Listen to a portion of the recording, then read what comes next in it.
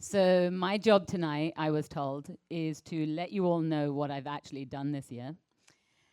And it's a little bit difficult, but I'm going to try and get through it. So climate justice. In climate justice, I've been doing a lot of organizing with youth. And I've been doing organizing in different regions where I've been asked to come and share what I know with the people there so that they can have some of the tools that we use here in Seattle, so that those tools can be shared with people in different regions, so that they have new ideas, different ideas, interesting ideas to build coalitions. Because as Mara was saying, we have to actually go after the system, and we can't go after the system alone. We can only do that together. And so one of the things that I did recently was I was touring some southern states.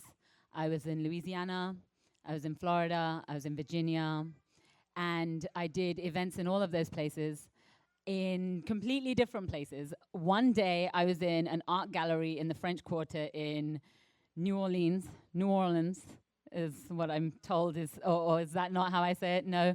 Okay, I do not know how to say or how to pronounce New Orleans. So, but I was in the art gallery one day, and then the next day I was in a church. And so, you know, just completely different atmospheres, completely different parts of the community in different ways. And then, you know, the day after that, or 2 days after that, I was doing I was presenting in someone's house in Jacksonville, Florida. And then 2 days after that, I was in an anarchist library in Gainesville.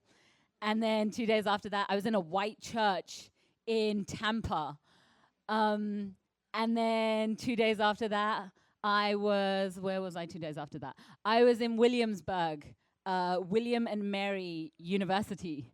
And then the day after that, I was in Charlottesville University of Virginia in Charlottesville. So just completely different atmospheres. And yet I did the same presentation in every single one.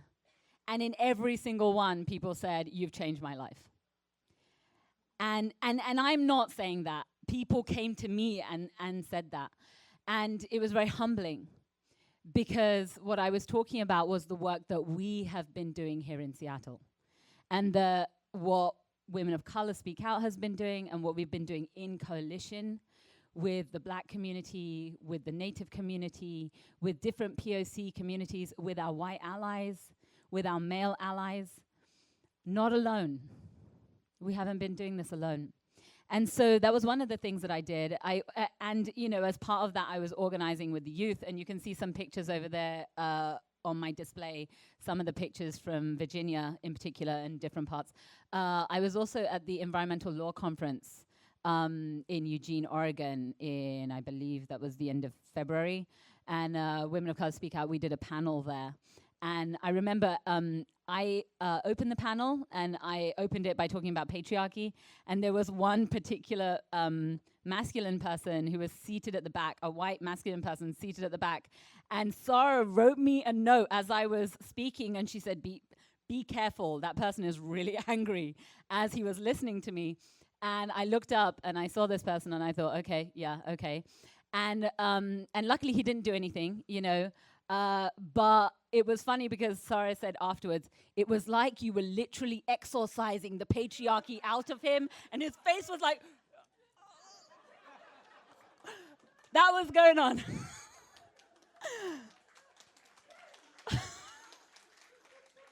So yeah, sometimes I change people's lives. So that's one thing. In other news, well, actually continuing that anti-patriarchy vein, I continue to mentor Raise the Bar Collective, which is a group of white cis men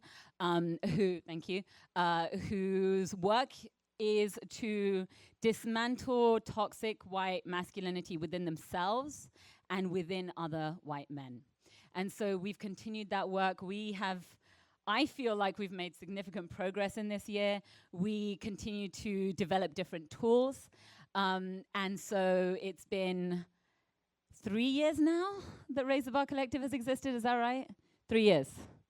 So 3 years. We're also celebrating the first year, completion actually of the first year of Seattle Smashing White Feminism, which is a group of cis white women to come together to dismantle their toxic white feminism, which is harmful to women of color, harmful to queer women, trans women, non-binary people, intersex people.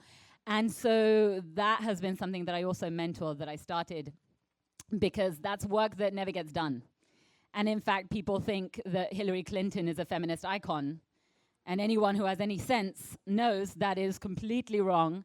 Hillary Clinton is a white feminist, which means she upholds patriarchy, she upholds capitalism, she upholds violence against people of color and indigenous people, and she is not our friend.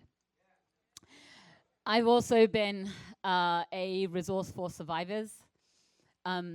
People in the movement come to me for help because they know I will believe them. And they know I'm not going to turn them away, and they know that I'm not going to gaslight them. I'm not going to tell them that the one who hurt them shouldn't be held accountable. And so I hold space for those people to come to me. And if you at any point need to come to me, know that you can, regardless of what color you are, or regardless of what gender you are, because men are also survivors, and that is not often talked about. Another thing I've been doing, which is really close to my heart, is I have been working on decolonizing yoga and smashing Hindu phobia. And the reason why I spoke up about Hindu phobia and have been speaking up about Hindu phobia this year is because I was asked to do so by members of my community who said, "What about us?" And I said, "You're right." And what was very interesting was that the moment I started speaking out about it was the moment I started getting Hindu-phobic violence from people in this movement, particularly people of color in this movement. I got a lot of oppression Olympics. I got a lot of victim blaming. I got a lot of gaslighting. And that showed me even more than anything that the people in my community who asked me to do this work were doing this work because they knew how deep-rooted it was, and they knew that it had to be addressed, because no one is free until we are all free.